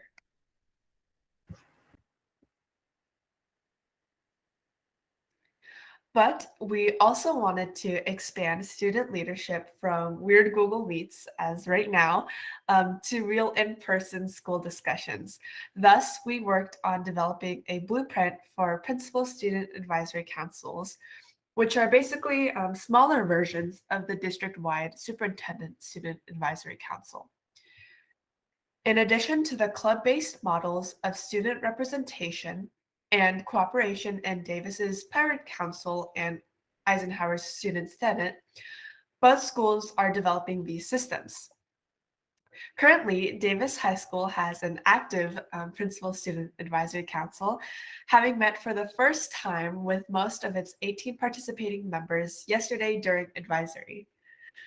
Among varied discussions, the session included breakdowns of school staff teams and how student voice can be integrated into each, focusing on signing students onto different performance-based staff committees like ILTs and MTSS structures. Mhm. And no project, however, was as big as the student town hall we were able to pull off. Initially a pie in the sky kind of idea formed over the summer. This endeavor became a literal manifestation of teamwork makes the dream work. And while we were blessed with an amazing network of resources and supports, including the strong backing of directors Villanueva and Beckett, thank you, it was students, both coordinators and volunteers, that really made everything come together.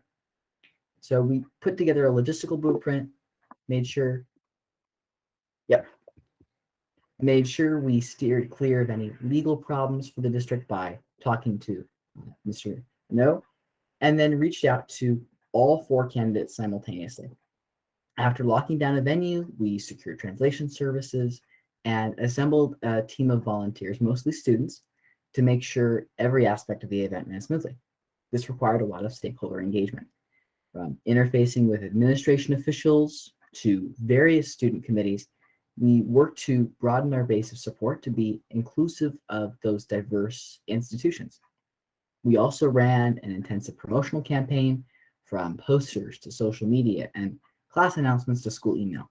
We even ran a letter to the editor in the Yakima Herald Republic and leveraged the YSD's new communications platform, Parent Square. So the bottom line is that nothing is impossible. We're working to encourage our fellow SSAC members and change makers that they can dream big and work smart to further their ideas and effective and equitable education in the district themselves, right now in the council. This year, the SSAC will be divided along a 2-track system: advisory members and fellowship members. The advisory track is primarily a low-lift commitment for students who are passionate about discussing various district initiatives and perspectives, while the fellowship track will be action-oriented. We, as lead fellows, will provide support where needed, taking a leadership role in the consulting on projects and embedding within teams to help catalyze learning, skill building, and progress. And not only is there a clear channel of communication between SSAC members and Dr. Green and Mr. Scambulari, there is also a direct line of exchange between student leaders and the board itself.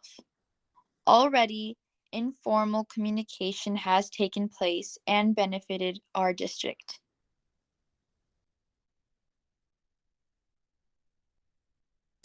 In our recent December session, the council deliberated on the balanced calendar planning process and offered their suggestions. Thoughts included some critical feedback around summer and family disruptions, including the idea that more frequent multi-week breaks may interrupt learning more significantly. However, the overall consensus was strongly in favor of the transition, ranging from affirmations of past experiences with a balanced calendar's positive benefits to the school, social, academic, teacher retention, and school morale improvements of such a shift. This came about as a result of informal team response system. Our lead fellow team noticed Director Walker's inquiry into whether student voice was being considered in this transition. And this became a strong recommendation to Superintendent Student Advisory Council Administrator, Mr. Scambilleri, who tabled it for the agenda during the dedicated advisory session.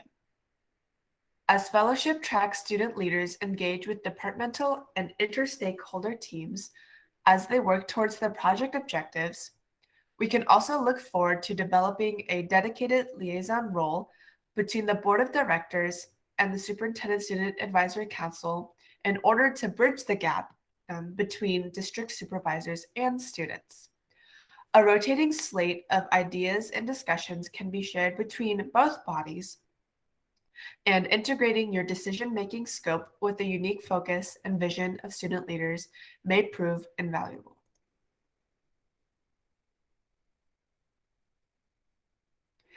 The advisory track is all about two-way communication.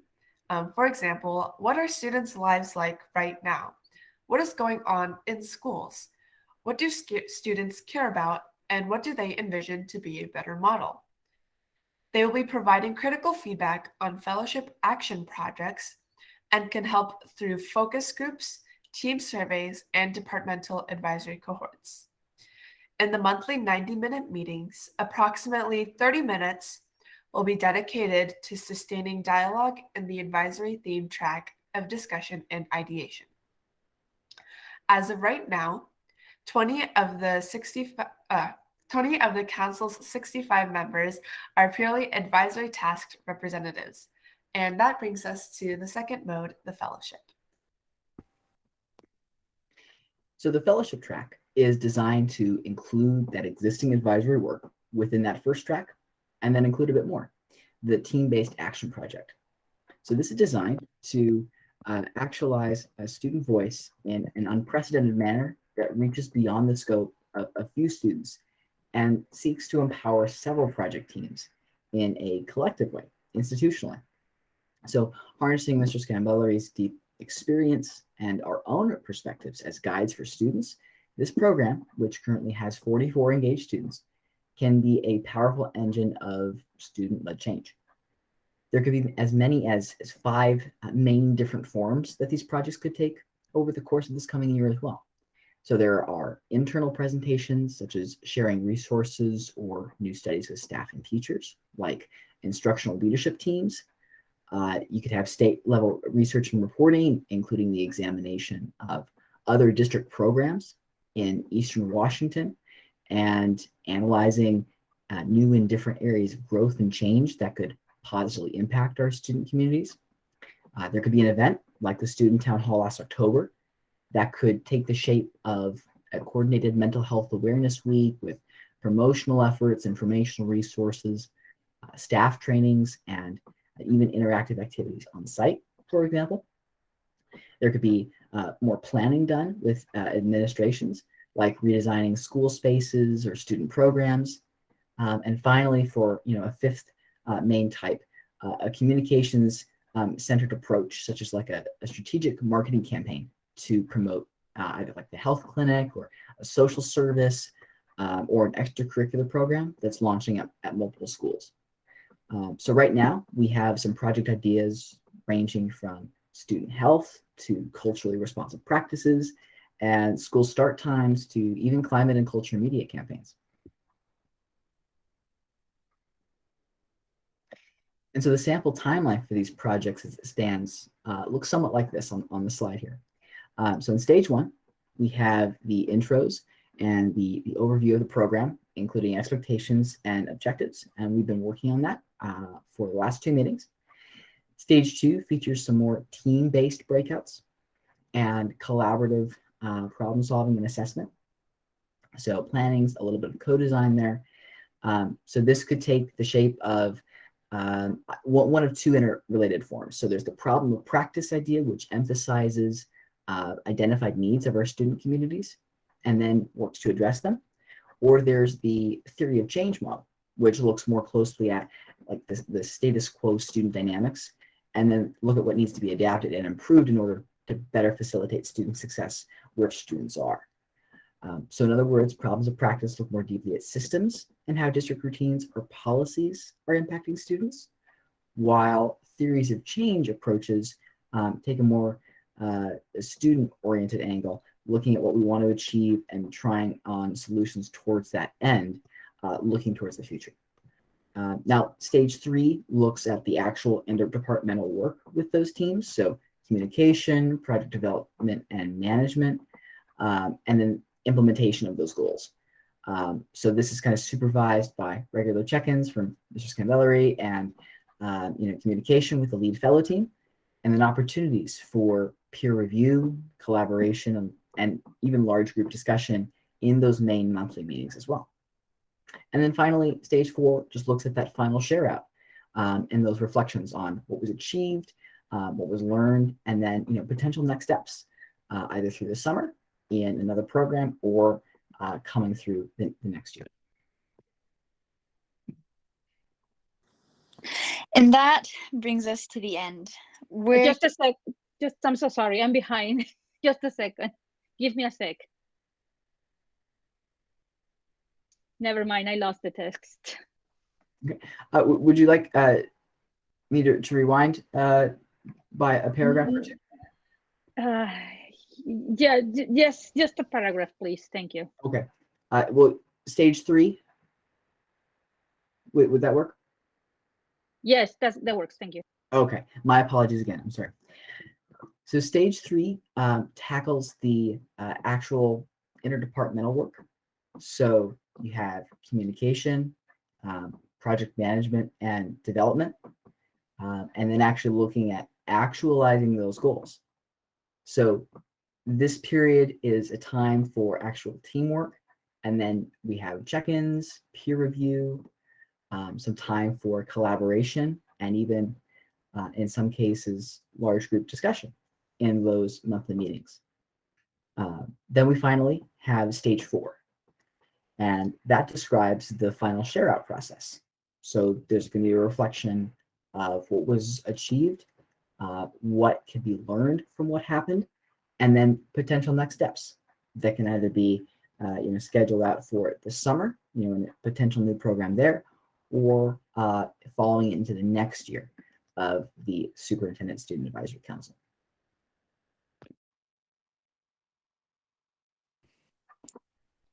Thank you. We're here to give all the fellowship leaders support, guide their steps, and help as needed in the wide array of action projects under development. Above all, though, we're here to advise and support each individual student if needed, given our diverse experiences and insights into these kinds of efforts. We also spend time working with teams and even provide feedback on an individual basis. Several days before each meeting, we send a rundown of what programs, policies, and projects we will be discussing on the advisory side, as well as project management, communications, and leadership training on the fellowship side. Mm-hmm.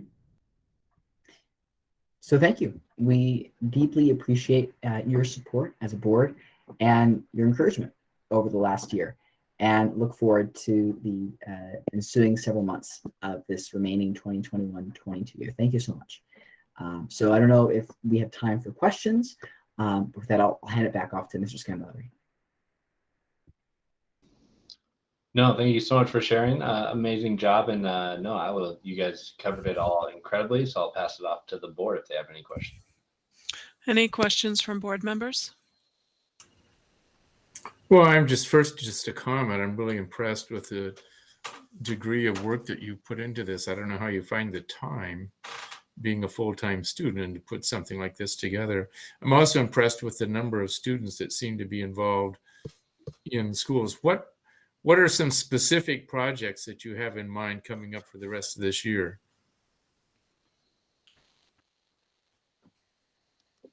So right now, we have several teams. There's one or two looking at mental health.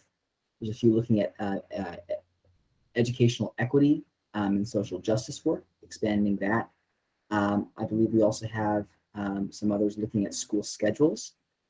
So those are 3 examples coming off the top of my head. I believe we have as many as 8 teams that are working on different objectives right now and trying to do some design around that.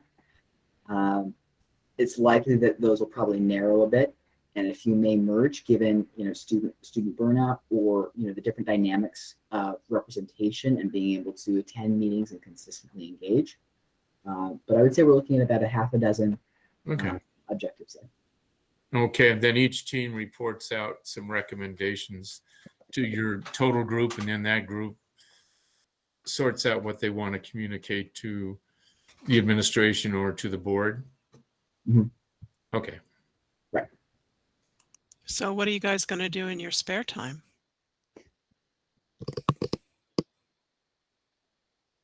That's a pretty aggressive schedule. Any other questions from board members? Yeah, Connor, Cleo, and Valeria, a really great job on the presentation here. I think I've said this to you before. I truly think that your generation is going to change the world, and the work that you presented today, I think, is the first step of that. So I thank you for all of the work and effort you've put into this. My question for each of you is, if the school board gave each of you a magic wand, what is one thing that you would change today about our school district? No I mean, pressure. for me, sorry, I just the first thing I thought of, I feel we already have a lot of student engagement, but I guess I just probably wish for every student to be as driven as like Cleo and Connor, because I know from the work that they've done and the things that they do outside of school, if every student was as driven as they are, I feel like we would have a great school district and everything would just work out smoothly. Thank you. Well, that's awfully kind of Valeria to say, and I would say igualmente, back to Cleo and Valeria. I think looking at our attendance rates and looking at engagement, I think mental health is a very large piece of that. So being able to sort out what our MTSS structures look like, and how staff is actively engaging the resources and supports that are already being provided to students and making sure those are communicated clearly, I think would be something that would be very nice to help straighten out over the next few months. I know magic wand would be immediate, but thinking more realistic. For me, I think I'd kind of bounce off of what Connor would say with focusing on mental health. And particularly right now, what comes to mind is like the teaching and learning structure, just kind of almost echoing what Connor has to say.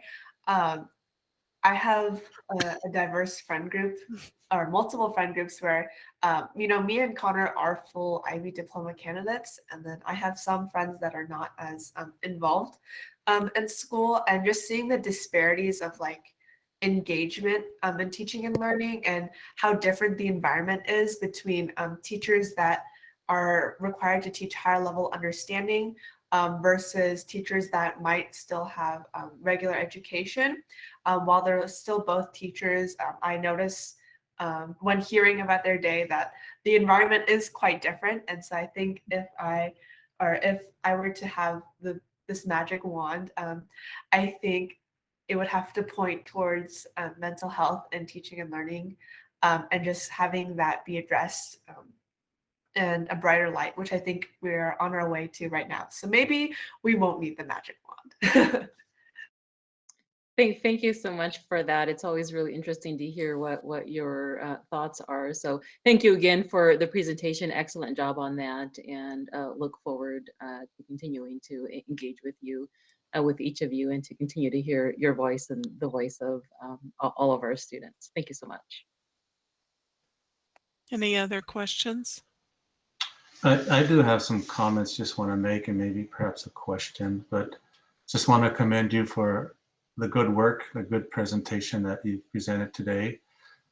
You know, I think you're opening my eyes, I'm speaking for myself, a little bit more in terms of the value of the student voice, right? Hearing about students' opinions, their values, their beliefs, perspectives, whether it's good or bad, right? We as a school board, we as administration, so our teachers, the adults, right, in the district need to hear from students, because I'm kind of getting the sense that, and I kind of felt this or discerned this with you guys, that you felt empowered, energized, you felt more part of, when you have a part or say in how you're being educated, I would believe that it motivates you more, right? You engage more.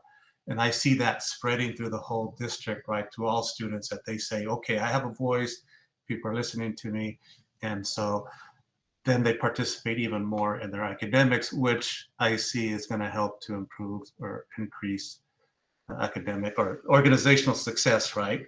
And I like how you guys are thinking about systems and examining systems and so forth. So I can see this paying off in the near future in terms of academic performance improving and opportunity and access for all students. I would say next time you report to the board that I kind of heard some personal experiences in terms of facing inequities within the district. And I, as a board member, would like to hear more about that. If there's some inequities in the district that you're facing, I think it's good to call it right. What we're saying, call it out, right, and talk about that. If that's the case, that way, you know, we can be transparent about it, and that can also help to institute change in those areas. So, but I just heard that theme throughout your presentation, and I would request next time, let's talk about that. Let's hear a little bit more about those challenges, those inequities that you're seeing, right, that other students are reporting during this process. But once again, thank you for all your work, and you're to be commended. I'm sure you can pack this up into a nice little consultant package and go to every school district in Washington State and help them to develop the same initiative in terms of increasing student voice in their school district. So once again, good job, guys. Thank you, Raymond. Any other questions for our three students?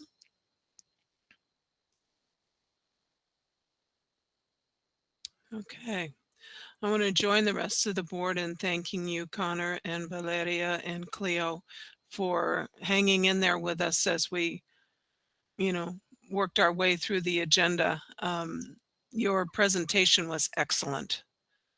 It really provided us with a lot of good material to think about and to consider.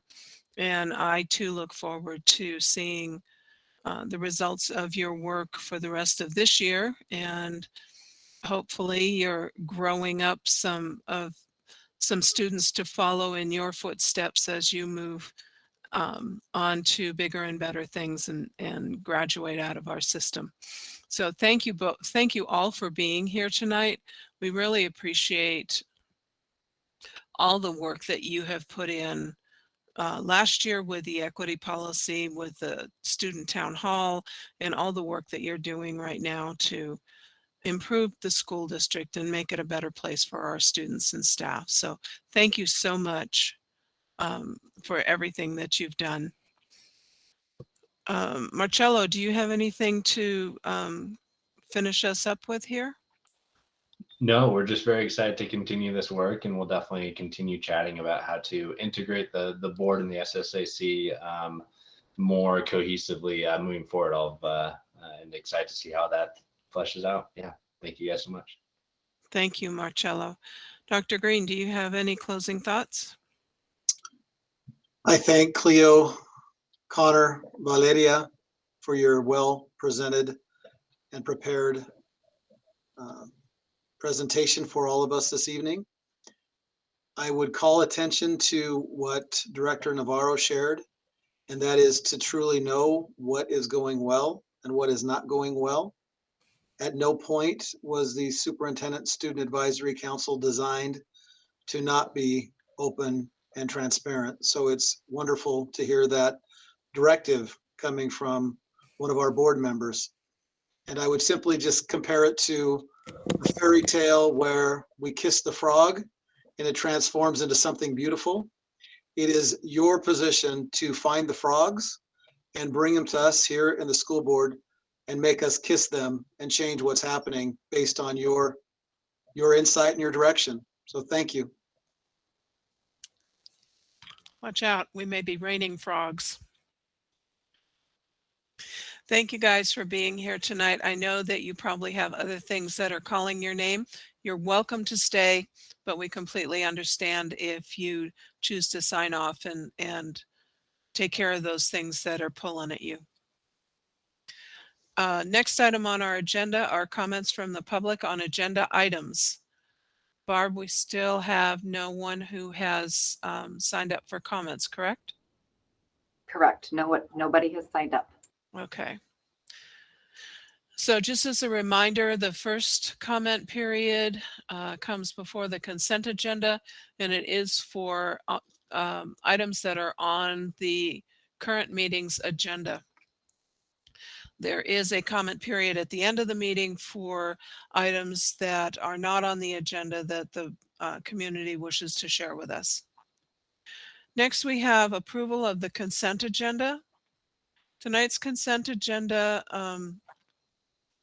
as with all of our consent agendas, is an opportunity for the board to dispense with business that is routine and common, and some of it is delegated to the superintendent, but the board has to approve. Others of these actions are identified in statute or rule that the board has to approve them. So, sorry, I don't know. The birds are asleep, so I don't know what started them off tonight. Tonight's consent agenda consists of approval of minutes for November 1st, 8th, 16th, 22nd, and 29th. Approval of board rating reports for policies 1000.2.3 and 1000.4.4. Notification of approval of warrants for November 2021.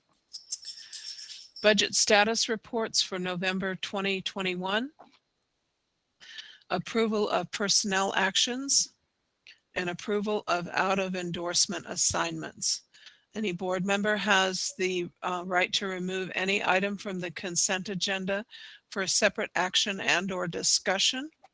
Does anyone wish to do so? I would like to suggest that we remove item 3, approval of board rating reports for policies 1000.2.3 and 1000.4.4. Is there objection? No. Okay, so we'll remove that for separate action and or discussion. The remaining items 1, 2, 4, 5, 6, and 7 remain on the consent agenda. Do I have a motion to approve the consent agenda as submitted? So moved. Second. Moved by Norm, seconded by Graciela. Is there any discussion? No. Okay, Barb, could you call the roll, please? Yes, Ms. Villanueva, Yes. President Rice, Yes. Mr. Navarro Jr., Aye. Mr. Walker, Aye. Mr. Beckett. Yes. Motion passes 5-0. Thank you. Now we'll look at those two board policies. 1000.2.3 is the financial conditions and activities. All 5 board members responded to this, the survey that was sent out following the monitoring report. All 5 agreed that the superintendent is in compliance with all elements of the policy. And I'm looking for the one comment that I found in here. And of course, now I can't find it. Does any board member have anything to share about this particular policy?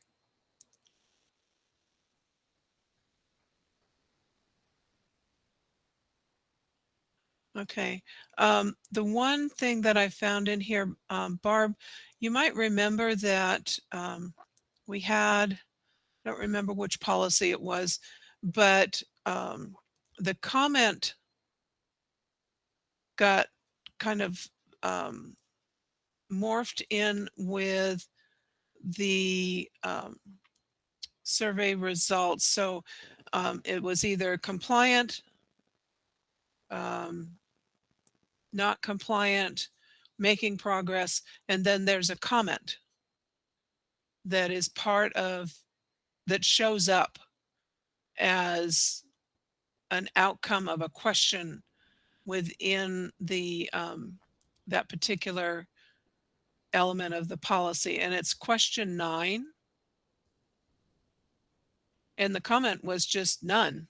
So I think we had this problem before with some of the other policies, and you talked to the Survey Monkey people and they figured that out. So we need to do the same thing with this one, with question 9. And I'll be better at checking these before I post them from here on out. Sorry about that. Not a problem. I'm attributing it to technical gremlins. Okay. If there is no other discussion on this particular policy, we will set this aside for a moment and then look at 1000.4.4, which is the monitoring the superintendent's performance. All 5 board members responded to this survey. All 5 agreed that the superintendent is that the board is compliant with all elements of this policy. And the same problem, Barb, popped up in question 11. Right. On this one. Yep. I see that now. So the only,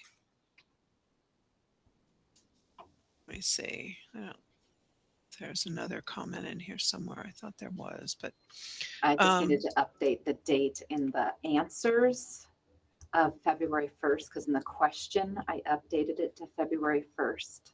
Okay. And in the answer I failed to update that from April 1st to February 1st. All right. Thank you for doing that.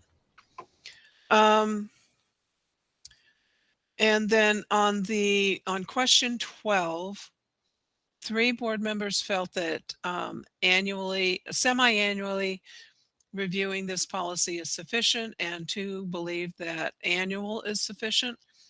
I'd like just a brief discussion on this from board members, if I could.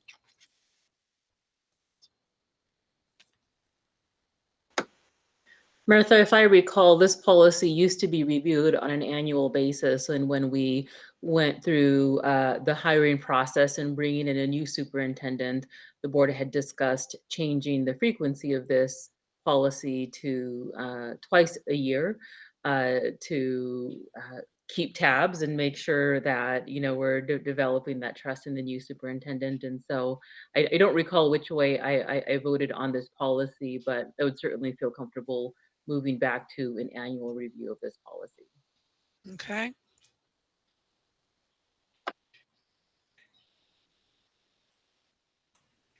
I believe I was also one of the ones that indicated, and I felt that annual was sufficient on this, and I didn't have the past history, but I felt that, like most of the reviews, I think annual is sufficient on that. Okay. Any other input from board members?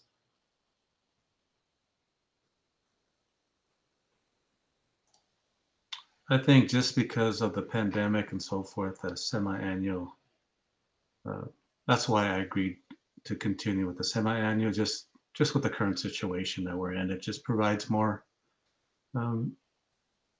opportunities to link with the superintendent, just to check on each other, see how we're doing. And again, it's just the challenging times that are kind of influenced me to remain with the semi-annual review.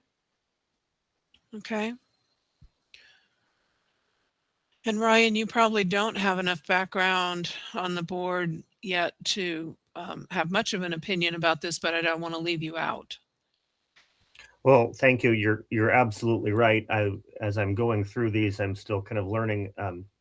And of course, I responded semi-annual is sufficient, not knowing some of the background that has been shared here with the difference between an annual review. I get the impression after a few meetings that we do a pretty good job keeping tabs on everything going on here. So it certainly seems if the board is of the mindset that an annual review would be sufficient, I would have no complaint with that. Okay. Do we want to make a decision about this tonight, or do we want to hold this over for a deeper discussion at the retreat?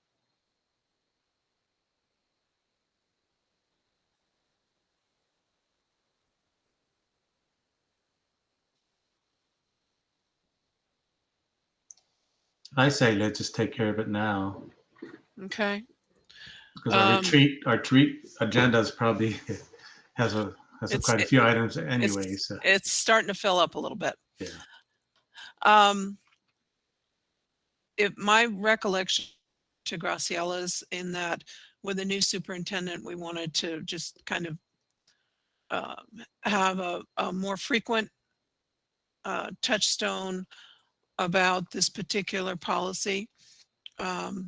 Trevor's been with us for 2.5 years now. Is that right?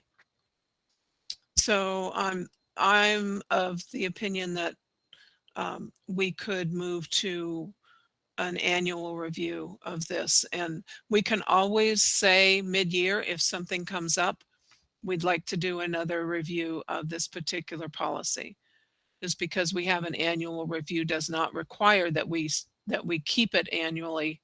We can at any point during the year do another review of the policy. Would you be comfortable with that, Raymond? I have no problem with that. Okay. All right, Barb, we have a consensus on the board about moving this to an annual review. Could you make that change on your policy governance calendar? Yes, I will. Okay, thank you so much. Because all 5 board members completed the policy and all 5 agreed that all elements of these 2 policies are being met, and in accordance with our past practice and individual board policy regarding the survey and monitoring reports, I would entertain a motion to accept both the 1000.4.4 and 1000.2.3 monitoring report surveys this evening as submitted. So moved. Moved by Norm, Second. seconded by Graciela. Is there any further discussion? Barb, could you call the roll, please? Ms. Villanueva, Yes. President Rice, Yes. Mr. Navarro Jr., Aye. Mr. Walker, Aye. Mr. Beckett. Yes. Motion passes 5-0. Thank you, Barb. We've reached our second opportunity for comments from the public. And as Barb indicated, no one had signed in by our deadline this afternoon. So, Mr. Superintendent, do we have a need for executive session? We do have a need for an executive session For how long? for 30 minutes. And the purpose is for current or potential litigation with legal counsel and lease purchase, actually just the former, current or potential litigation with legal counsel. Okay. All right. Do I have a motion to move into executive session? So moved. So moved. Moved by Norm, seconded by Graciela. Barb, could you call the roll, please? Ms. Villanueva, Yes. President Rice, Yes. Mr. Navarro Jr., Aye. Mr. Walker, Aye. Mr. Beckett. Yes. Motion passes 5-0. Thank you. I've got 9:18. Do you guys want a couple minutes of a break before we go into executive session? Yes. Yes. Okay. All right, let's reconvene in executive session at, we'll give you 5 minutes. So 9:24. Our next meeting is the retreat, which is, I think, on January 7th. Reminder to the board that if you have any topics that you'd like to have discussed at the retreat, get them to Barb. I'll be meeting with her on the week after Christmas to finalize the agenda for the retreat. So you have until, what are we meeting, the 29th, Barb? Yes, the 29th, and the retreat's on the 10th. It's a Monday. Oh, I'm glad you clarified. I had it down as the 10th. I can't remember that date for the retreat for some reason. Thank you for the reminder. So if you can get any comments to Barb by the 28th for possible retreat topics, then we will have a discussion about that and get the agenda finalized. Anything else? Okay, thank you guys. The long meeting, but we got a lot done. Have a nice holiday, nice vacation. Take some time off. See you later. Thanks, Martha. Merry Christmas. You too, Anthony. Thank you. Merry Christmas.